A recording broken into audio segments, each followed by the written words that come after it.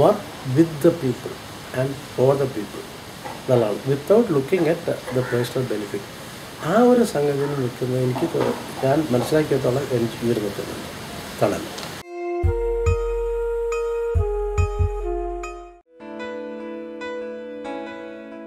ഇന്ത്യയിൽ ഇന്ന് നടക്കുന്ന അഗ്രികൾച്ചർ രംഗത്തായാലും പെസ്റ്റിസൈഡിൻ്റെ എതിരായ രംഗത്തായാലും കെമിക്കൽ ടോക്സിസിറ്റി രംഗത്തായാലും വേസ്റ്റ് മാനേജ്മെൻറ്റ് രംഗത്തായാലും ഒക്കെ ഈ തണൽ ഏതൊക്കെ മേഖലയിൽ ഇടപെടുന്നുണ്ടോ അവിടെയെല്ലാം വളരെ സുത്യർഹമായ രീതിയിലുള്ള ഒരു റിസൾട്ട് നമുക്ക് കാണാൻ കഴിയുന്നു. ഒരുപാട് കെമിക്കൽസ് നമ്മുടെ നിത്യജീവിതത്തിൽ നമ്മൾ ബന്ധപ്പെട്ടുകൊണ്ടിരിക്കുകയാണ്.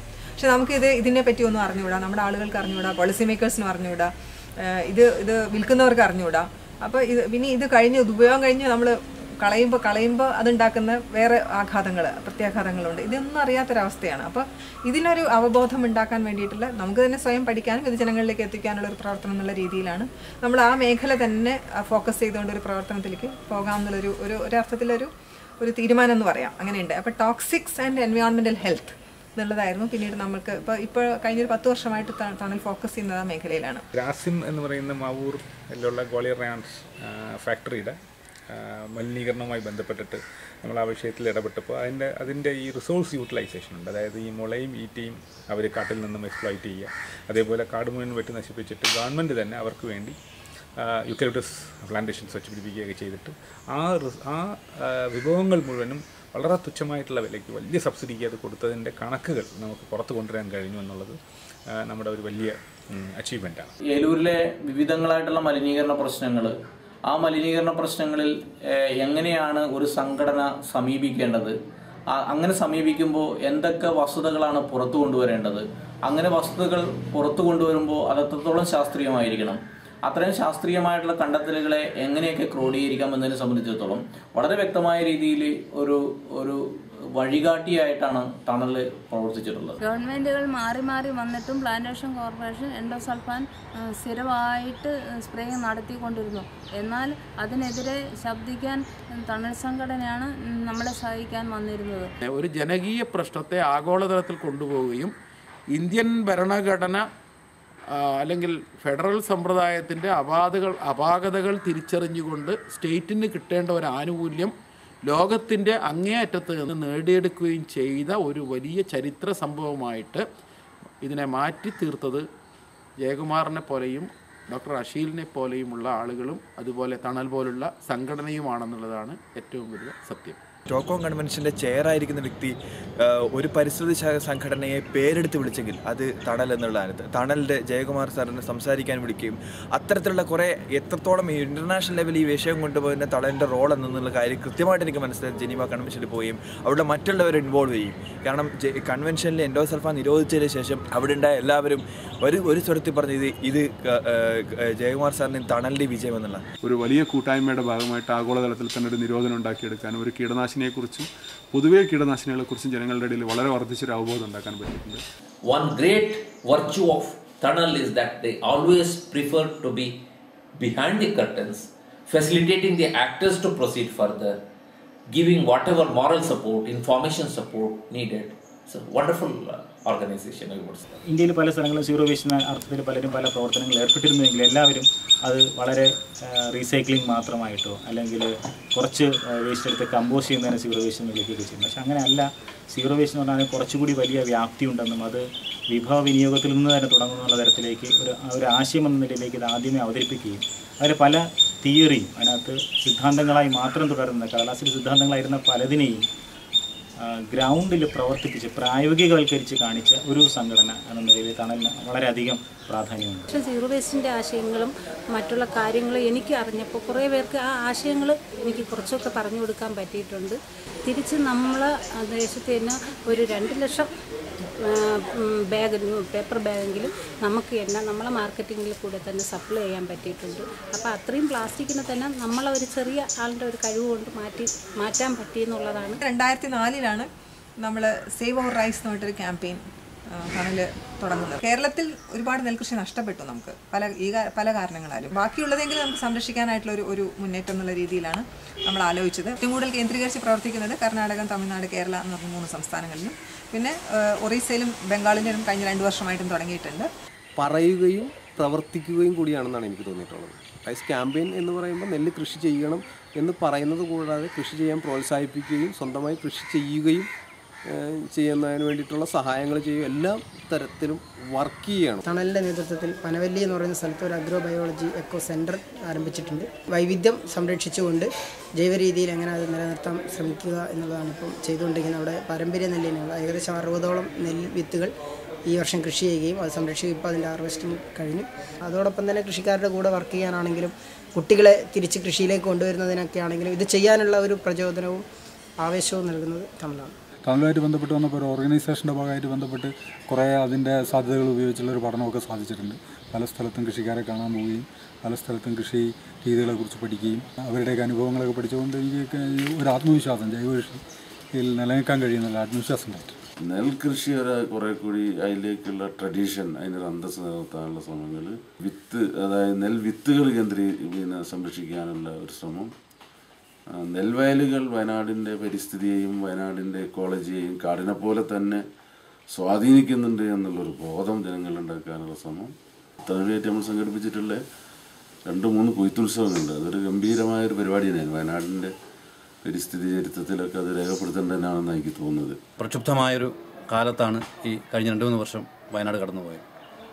ആ സമയത്തൊക്കെ കർഷകരുടെ പ്രശ്നങ്ങൾക്ക് പരിഹാരം കാണുന്നതിനും അവരുടെ ദൈനംദിന പ്രശ്നങ്ങളിൽ ഇടപെടുന്നതിനും അവരുടെ ജീവിത നിലവാരം ഉയർത്തുന്നതിനും വേണ്ടിയുള്ള ശ്രമങ്ങളിൽ ഞങ്ങളോടൊപ്പം തന്നെ പങ്കുവഹിക്കാൻ തണലിന് കഴിഞ്ഞിട്ടുണ്ട്. Kerala state biodiversity policy, strategy and action plan ഉണ്ടാക്കിയിട്ടുണ്ട്. പിന്നെ Kerala state organic farming policy, പിന്നെ കേരള സ്റ്റേറ്റ് എൻവയോൺമെൻറ്റൽ പോളിസി, പിന്നെ Kerala state land use policy. ഇതിൽ 4ലും തണലായിട്ട് വളരെ ഇൻട്രാക്ഷൻ ഉണ്ടായിരുന്നു. രാസവളവും കീടനാശിനി ഉപയോഗിച്ച് കൃഷി ചെയ്യുന്ന ഒരു കർഷകരെ ജൈവ രീതിയിലേക്ക് മാറ്റിക്കൊണ്ടിരിക്കുന്ന ഒരു പ്രവർത്തനമാണ് പാലക്കാട് നടത്തിക്കൊണ്ടിരിക്കുന്നത്. കഴിഞ്ഞ 3 വർഷമായിട്ട് നമ്മൾ ഇതിനു വേണ്ടിയിട്ട് കർഷകർക്ക് അതിൻ്റെ സബ്സിഡികൾ, അതായത് മണ്ണിര കമ്പോസ്റ്റ് ടാങ്ക്, അതുപോലെ പശു, അതോടൊപ്പം തന്നെ അതിന് വേണ്ട ക്ലാസ്സുകൾ എങ്ങനെ ജൈവ രീതിയിൽ കൃഷി ചെയ്യണം എന്ന് പഠിപ്പിച്ചു കൊടുക്കുകയുണ്ടായി. അതോടൊപ്പം തന്നെ ഒരു ട്രയൽ പ്ലോട്ട്, അതായത് ഈ രീതിയിൽ കൃഷി ചെയ്യാൻ കാണിച്ചു കൊടുക്കുന്ന രീതിയിലുള്ള ഒരു ട്രയൽ പ്ലോട്ടും നമ്മൾ പാലക്കാട് ചെയ്യുകയുണ്ടായി. കീടനാശിനികൾക്ക് മറ്റുമെതിരായിട്ടുള്ള ക്യാമ്പയിൻ്റെ ഭാഗമായിട്ട് നമുക്ക് എങ്ങനെ ഒരു അടുക്കളത്തോട്ടം നിർമ്മിക്കാം, അത് ടെറസിലാണെങ്കിലും തറയിലാണെങ്കിലും എങ്ങനെ നിർമ്മിക്കാം എന്നുള്ളതിനെക്കുറിച്ചുള്ള ടെക്നിക്കൽ സപ്പോർട്ട് നമ്മൾ കൊടുക്കുന്നുണ്ട്. പിന്നെ അല്ലാതെ വരുന്നത് പാടശേഖര സമിതികളായിരുന്നാലും അല്ലെങ്കിൽ പഞ്ചായത്തുകളായിരുന്നാലും കോർപ്പറേഷനായിരുന്നാലും നമുക്ക് പോയിട്ട് എങ്ങനെയാണ് അവിടുത്തെ കൃഷിക്കാർക്ക് കൃഷി ചെയ്യുന്നത്, അത് നെല്ലായിരുന്നാലും പച്ചക്കറികളായിരുന്നാലും ഏത് വിളയായിരുന്നാലും എങ്ങനെയൊക്കെ ചെയ്യാൻ പറ്റും എന്നുള്ളതിനെക്കുറിച്ച് ട്രെയിനിങ് എന്ന് ഉദ്ദേശിക്കുമ്പോൾ വെറുതെ ചെന്നിട്ട് ഓറലായിട്ടുള്ള ട്രെയിനിങ് കൊടുക്കുകയല്ല, എങ്ങനെയാണെന്നുള്ളത് വളങ്ങൾ ഉൾപ്പെടെയുള്ളത് ഉണ്ടാക്കുന്നത് എങ്ങനെയാണെന്നുള്ളതിനെക്കുറിച്ചുള്ളൊരു ഹാൻഡ് ഓൺ ട്രെയിനിങ് ആണ് നമ്മൾ കൊടുത്തുകൊണ്ടിരിക്കുന്നത്. ജൈവ കൃഷി കർഷകരുടെ ഇടയിൽ വ്യാപിപ്പിക്കാൻ തുടങ്ങിയപ്പോഴാണ് നമുക്ക് മനസ്സിലായത് ഇതിന് കർഷകർ നേരിടുന്ന വലിയൊരു പ്രശ്നം മാർക്കറ്റ് എന്നുള്ളത് തന്നെയാണ്. എത്ര അവർ കൂടുതൽ ഉൽപ്പാദിപ്പിച്ചു കഴിഞ്ഞാൽ മാർക്കറ്റ് എന്ന് പറഞ്ഞൊരു കാര്യം അവർക്ക് അടുത്ത് അവരെ ചൂഷണം ചെയ്യാത്ത വിധത്തിൽ ഉണ്ടായില്ല എങ്കിൽ പിടിച്ചു നിൽക്കാനായിട്ട് സാധിക്കില്ല കർഷകർ, പ്രത്യേകിച്ചും ഈ ഒരു കാലഘട്ടത്തിൽ. Organic farmers, producers and consumers association എന്നൊരു സൊസൈറ്റി ഇപ്പോൾ പ്രവർത്തിക്കുന്നു. പൊതുജനങ്ങൾക്ക് നല്ല ഭക്ഷണം ലഭിക്കണം എന്നുള്ളൊരു ഉദ്ദേശത്തോടു കൂടി ജൈവ കൃഷി ചെയ്യുന്ന കൃഷിക്കാർക്ക് ന്യായമായ വില അതിലൂടെ കിട്ടണമെന്നുള്ള ഉദ്ദേശത്തോടെയാണ് ഈ സൊസൈറ്റി പ്രവർത്തിക്കുന്നത്. നമ്മളെ പ്രകൃതിയിലുണ്ടാകുന്ന മാറ്റങ്ങൾ, പ്രകൃതിക്ക് ഇന്ന് സംഭവിച്ചുകൊണ്ടിരിക്കുന്ന നാശങ്ങൾ, നമ്മുടെ പൂർവികർ ഉണ്ടാക്കി ചെയ്ത പല സംഭവങ്ങളും പല കാര്യങ്ങളും ഇന്നത്തെ തലമുറയിലൂടെ നമുക്ക് പ്രകൃതിക്ക് നഷ്ടപ്പെട്ടുകൊണ്ടിരിക്കുന്നതായിട്ടുള്ള കാര്യങ്ങളും അതിന് നമുക്ക് എന്ത് ചെയ്യാൻ പറ്റുമെന്നും അതിന് നമ്മളാവുന്ന വിധ കാര്യങ്ങൾ ചെയ്യാനും പറ്റും എന്നുള്ള ഒരു വേദിയായിട്ട് തണൽ മാറിക്കൊണ്ടിരിക്കുന്നു. കേരളത്തിൻ്റെ പൊതുസമൂഹത്തിൽ ജനിതക മാറ്റം വരുത്തുന്ന വിത്തുകളുടെ ഈ വിഷയം ഇത്ര കൃത്യമായും ശാസ്ത്രീയമായും പഠനവിധേയമാക്കി അവതരിപ്പിച്ചത് തണലെന്ന സംഘടനയാണ്. ഈ വിത്തുകൾ കൊണ്ടുവന്നു കഴിഞ്ഞാൽ നമുക്ക് നമ്മുടെ തനത് വിത്തുകൾ നശിക്കുകയും നഷ്ടപ്പെടുകയും അവസാനം ഈ മൾട്ടിനാഷണൽ കമ്പനികളുടെ വിത്തുകൾ മാത്രമേ ഉണ്ടാവുള്ളൂ ഈ നാട്ടിൽ എന്നുള്ള അവസ്ഥയിലേക്ക് എത്തിക്കും എന്നുള്ളതാണ് ഇതിനകത്ത് വലിയൊരു അപകടമായിട്ട് കാണും. BT കോട്ടൺ എന്ന് പറയുന്നൊരു വിത്ത് കൊണ്ടുവന്നതിൻ്റെ പുറത്ത് ഇന്ന് ഒരുപാട് ദുരന്തം പല സംസ്ഥാനങ്ങളും ഏറ്റുവാങ്ങി. അപ്പോൾ ഇപ്പോൾ പുതുതായിട്ട് BT ബ്രിഞ്ചോളും ഒക്കെ കൊണ്ടുവരാൻ ശ്രമിച്ചു. പക്ഷേ അതിൽ ശക്തമായി നമ്മൾ ഇടപെടുകയും അത് തടയാനും കഴിഞ്ഞു എന്നുള്ളത് ഒരു തണലിൻ്റെയും തണലുമായിട്ട് അസോസിയേറ്റ് ചെയ്തിട്ടുള്ള മറ്റ് ദേശീയ തലത്തിലുള്ള സംഘടനകളുടെയും എല്ലാവരും നമ്മൾ ചേർന്നിട്ട് ഒരു coalition for a GM free India എന്ന് പറഞ്ഞ് ഒരു ഒരു വലിയ ഗ്രൂപ്പിംഗ്. വളരെ ഡെഡിക്കേറ്റഡ് ആയിട്ട് പ്രവർത്തിക്കുന്ന ഒരു കൂട്ടം ചെറുപ്പക്കാരായിട്ടുള്ള ആൾക്കാർ, അവർ പ്രത്യേകിച്ച് ഒരു നിശ്ചിത താല്പര്യങ്ങളും ഇല്ലാതെ ഒരു ഹൃദയം തുറന്ന് അവരെല്ലാവരോടും എന്തും പറയുകയും ചെയ്യാം, അങ്ങനെ പ്രവർത്തിക്കാവുന്ന സ്വാതന്ത്ര്യമുള്ളൊരു സംഘടന എന്നുള്ള രീതിയിലാണ് തണലിനെ ആദ്യമായിട്ടും കാണുന്നത്. എന്ത് ചെയ്യുമ്പോഴും അതിനൊരു റിസൾട്ട് ഉണ്ടാവണമെന്ന് പ്രതീക്ഷിക്കുന്നുണ്ട്. അതാണ് തണലിൻ്റെ ഏറ്റവും വലിയ പ്രത്യേകത. ഇത് വെറുതെ ചെയ്യുവാൻ വേണ്ടി ചെയ്യല്ല, കൃത്യമായിട്ട് അതേക്കുറിച്ച് പഠിക്കുകയും അതിന് വേണ്ടുള്ള അറിവുകൾ ശേഖരിക്കുകയും അത് എങ്ങനെ നമ്മൾ ഈ ഒരു വിഷയത്തിൽ ഇടപെട്ട് പ്രവർത്തിക്കാൻ വേണ്ട സോഴ്സ് കണ്ടെത്തുകയും അതോടൊപ്പം തന്നെ ആ പ്രവർത്തിക്കുന്നവർക്ക് വേണ്ട ഊർജ്ജം നൽകുകയും ചെയ്യുന്ന ഒരു സംഘടനയാണ് തണൽ.